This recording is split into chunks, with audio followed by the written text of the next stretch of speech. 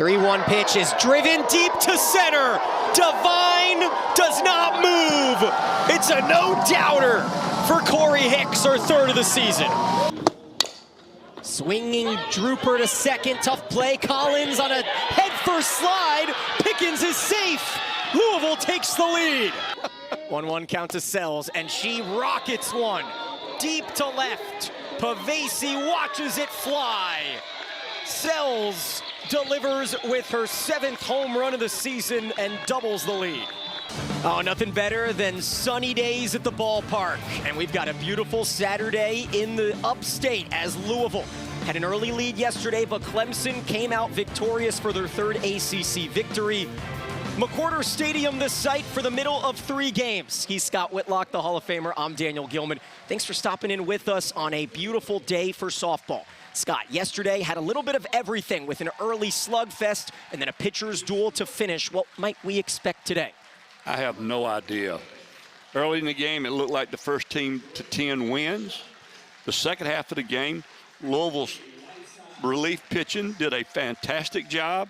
Clemson's starter got better and better as the game went on. It turned into a little bit more of a pitcher's duel. So I don't have a clue what we're going to see today, but it's going to be fun. Well, luckily, Scott, we've got some highlights for you. If you missed it yesterday, the first inning started with a hit parade against Sierra Manis. 4 singles, including 2 two-out RBI hits for Jordan Williams and Taylor Monroe. And then Sarah Breaux with a Breaux bomb. Her first collegiate home run, a grand slam to give Clemson a 5-4 lead. Then the 2-out hits continue. Another big RBI knock after an error gave Louisville the lead in the 2nd inning. But then small ball for Clemson, Scott. 4 straight bunts netted a run. Yes, and I looked it up last night. John Rittman bunting 4 times in a row is a sign of the apocalypse. Well, we move into the 6th inning after Kylie Chanel had that RBI suicide squeeze. Jamison Brockenbrough would set it up for Chanel again, who drove in the go-ahead run in the bottom of the 6th, added a bit of insurance from Mac Pavesi, and it was Sarah Breaux's day to remember as the diving play from the freshman third baseman won it for Clemson. They moved to 3-1 in the conference, and a tremendous relief outing for Alyssa Zabala. We might see her later again today. Zabala was fantastic yesterday. Not many better places to be than a college baseball, softball tailgate as fans are enjoying the festivities ahead of a doubleheader of Clemson sports. Baseball takes on the Gamecocks at 3 o'clock. Softball looking to make a comeback here. Yes, they are, and we came back and we were taking a look at the deep end out in the right field corner.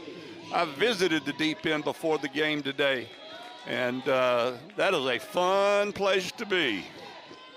They're hoping for a reason to cheer. Peja Gould has quieted the Clemson bats through 2 innings and now has a 3-run lead as she starts Kylie Chanel with strike 1.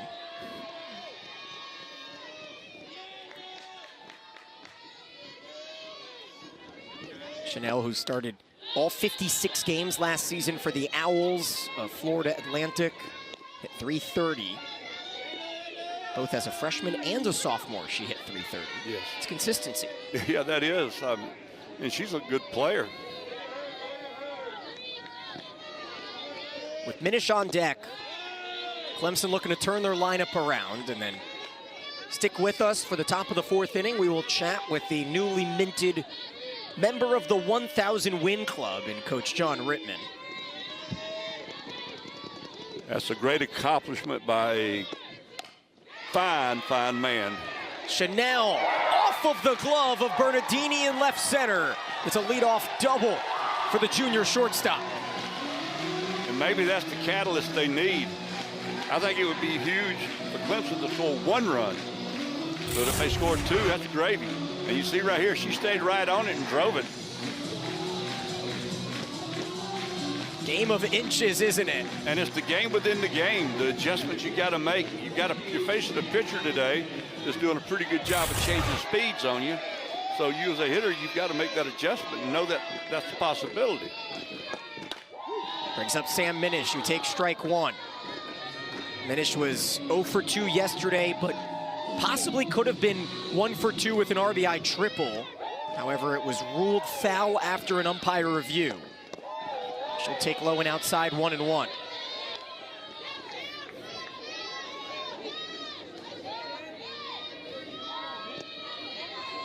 Finish looking for that second RBI. And she wants to move the runner. Have a productive at bat. If you don't get a single, at least get it over on the left side of the diamond where you move the runner. Right side of the diamond. Yeah, Brockenbrough, Pavesi, Collins to follow. There's that whipping curveball. Evens the count 2-2. Chanel at second. Second consecutive inning with a runner in scoring position for Clemson, but this time there's nobody out and the count is full. Having a good at bat, she just needs to finish it off by either reaching or moving the runner. 3-2 from Goulds. Sky deep to center. Richardson on her horse at the wall, has room for the first out. Closer play than Chanel expected at third, but it is a productive out. And that's something right there. It does not cost you anything to slide and to hustle to the bag. And she almost ended up with an embarrassing situation.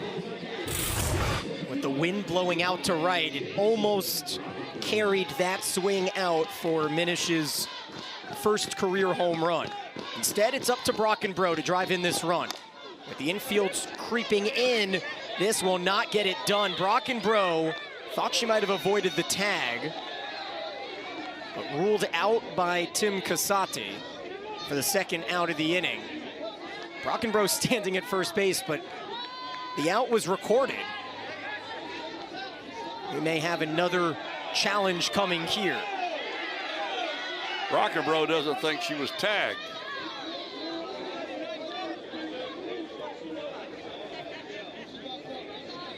She stood still. She did what you're supposed to do.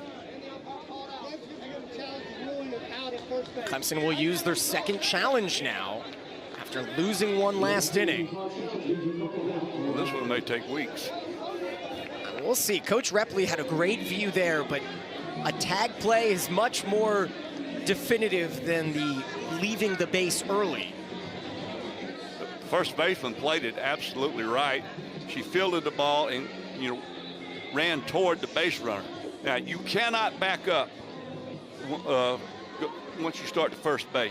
You can back up on any other base, but if you back away from a tag, you're out. Well, you're automatically out. I don't think Brockenbrough took a step back. I think she took a pivot and perhaps thinks that they missed the tag. And we'll have to see how it works out. As it stands, a runner at third with 2 outs for Pavesi. There's our first look. Okay, there she goes. We stop. You can't tell whether she's tagged or not right there, but certainly with a naked eye right here, it looks like she was tagged.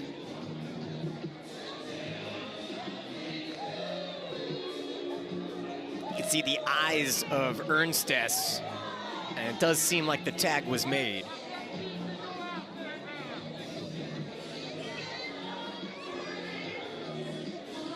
Here's our second look. It is close, though. Sure is. Again, I think that's a play that you can't overturn.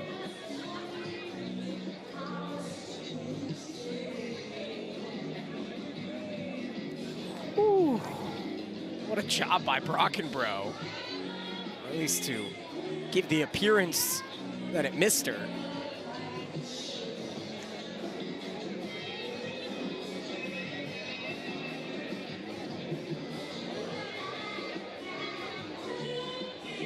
Nevertheless, a massive opportunity at the plate for the freshman Pavesi. Either a runner at third and 2 outs, or runners on the corners with 1 out. Now that almost looks like they missed her. But I think I see the shirt ruffle a little bit. Oh, that's just too close for me to make a decision, so I would think it's too close to overturn. Oh, now that angle shows potentially a distance between the shirt and the glove. Boy, it sure does, doesn't it? Look at that. Now the fans here at McWhorter do not get a replay, or else there would be an uproar. Oh, you don't want to show replays at a ball game. I don't know how they get away with it at football games. They do it at football games all the time, but you don't want. I don't like replays to be shown during a ball game. Let's see what we got here.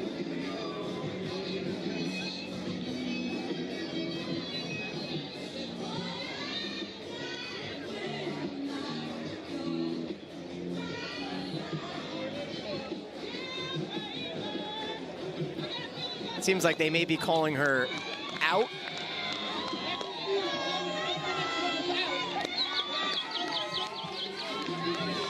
And Clemson is presumably out of challenges now as well. But that explanation, Coach, I'm not a lip reader, but it made it seem like maybe she was out of the...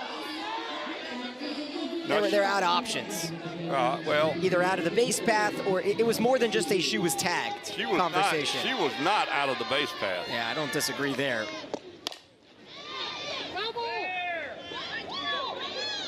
Yeah, regardless, it's Pavesi and an 0-1 count here as Clemson has been on the shorter side of now 3 important calls in the last 2 games against Mississippi State.